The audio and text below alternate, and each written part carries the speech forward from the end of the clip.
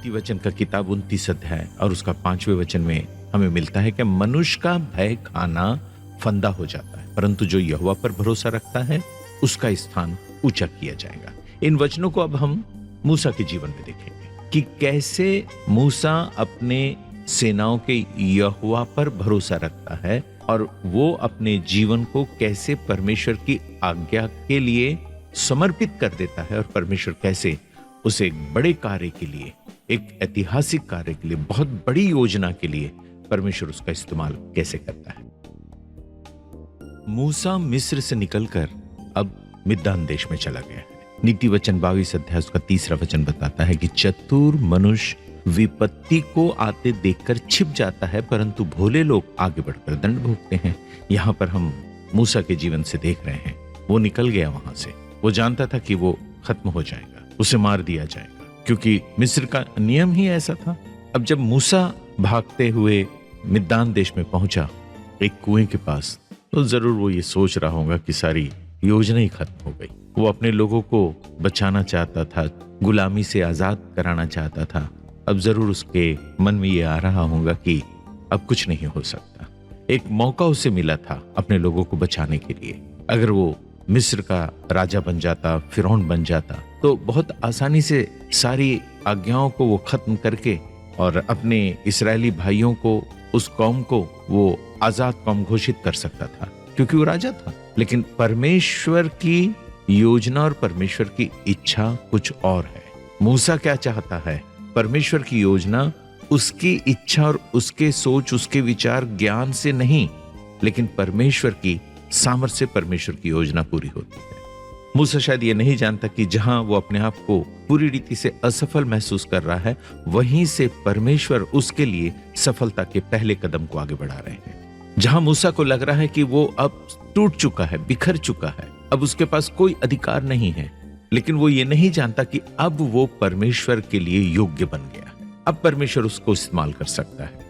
परमेश्वर की तक का काम इंसानी समझ और इंसानी ताकत से नहीं, लेकिन ये परमेश्वर के अनुग्रह, करुणा और दया से होता है। और परमेश्वर के अनुग्रह की सामर्थ्य से ही परमेश्वर की योजना सफल होती है। बड़ी भेद की बात है ये हमारे जीवन में। हम भी परमेश्वर के कार्य को करने के लिए बड़ी कोशिशें करते हैं, अपने आप को योग्य बनाते हैं। अपना ज्ञान, अपना अनुभव, अपनी समझ, इसका हम कई तरीके से इस्तेमाल करना चाहते हैं। लेकिन परमेश्वर आज हमें निर्गमन की इस किताब में हमें समझा रहा है कि हमारा निर्गमन तभी होगा जब हम परमेश्वर की समझ, परमेश्वर की योजना और परमेश्वर के ज्ञान को स्वीकार करके हम काम करना शुरू करेंगे। मूसा 40 साल का हो गया, एकदम सही रीति से। अब वो समय आया है जब परमेश्वर मूसा को इस्राएलियों के लिए और इस्राएलियों को मूसा के लिए तैयार करे।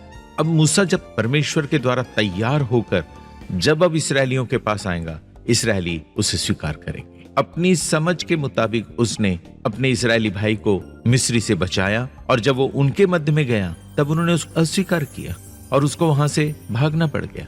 ये मूसा की तैयारी है। अब हम आगे मूसा के जीवन से देखेंगे कि परमेश्वर अब आगे इस बड़े काम के लिए कैसे उसको तैयार करता है। अब मूसा मिद्यान देश में रहने के लिए चला गया है। यहाँ पर मिद्यान देश में एक याजक है, और जिस कुएं के पास मूसा जाकर बैठा है वहीं उसकी बेटियां पानी भरने के लिए आई है, और वहां आकर ये सब मिलकर कुएं से पानी निकालेंगे और अपनी भेड़ बकरियों को पिलाएंगे। बड़ा कठिन काम है। 1 या 2 या 3 भेड़ बकरियां नहीं है, 7 की 7 बेटी आई है। मतलब मिद्यान के याजक के पास में सैकड़ों बकरियां हैं, भेड़े हैं। बहुत कठिन काम है।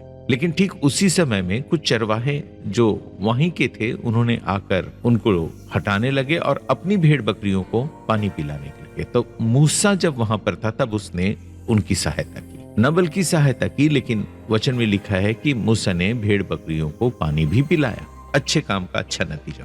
एकदम सही जगह परमेश्वर ने मूसा को पहुंचाया। मिद्यान में मिद्यानी याजक है, और जरूर ये उत्पत्ति की किताब 25 अध्याय में जहां पर अब्राहम और कतूरा के द्वारा जो अब्राहम के बच्चे उत्पन्न हुए थे उसमें एक मिद्यान भी था।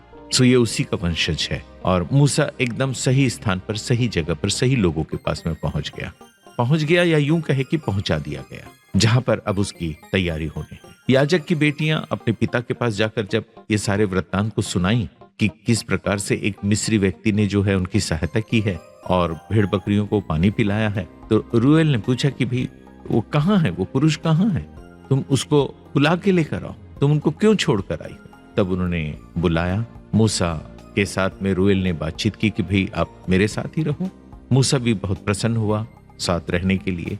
और कुछ समय के बाद में रूएल की एक बड़ी बेटी सिपोरा नाम है, उसके साथ उसका ब्याह कर दिया गया और वहां उसे एक बेटा उत्पन्न हुआ और उसने उसका नाम गेरशोम ये कह के रखा कि मैं अन्य देश में परदेशी हूं। और मूसा ने अपने आप को वहां एडजस्ट कर लिया। इतना आसान नहीं था मूसा के लिए जितनी आसानी से हम वचन के अंदर पढ़ते हैं। उसकी परवरिश मिस्र के राजशाही परिवार में हुई है। वो राजकुमार बनकर उसने अपने जीवन को व्यतीत किया है। कितने लोग उसके आगे पीछे लगे रहते हैं, उसके खाने पीने का ध्यान रखते हैं। कितना सुख, चैन, आनंद और वैभव का जीवन उसने उस राजमहल में गुजारा।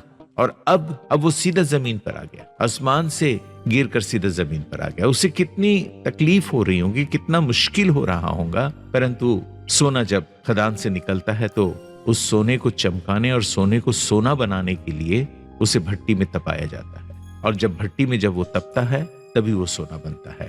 परमेश्वर भी ऐसे ही कार्य करता है। अपने दुख, अपने तकलीफ, अपनी कमी, अपनी घटियां, अपनी बीमारियां, अपनी कंगालता को आप शाप के रूप में न लें, परंतु आप अगर परमेश्वर के चुने हुए हैं, अभिषिक्त हैं, तो आप इस बात के लिए अपने मन को तैयार कर ले कि परमेश्वर अपने तरीके से आने वाली सेवकाई के लिए, जो बहुत बड़ी सेवा है, आपको तैयार कर रहा है। आपको उन परिस्थितियों में अपने आप को परमेश्वर की ओर से आशीष समझकर पूरी रीति से समर्पित होना है।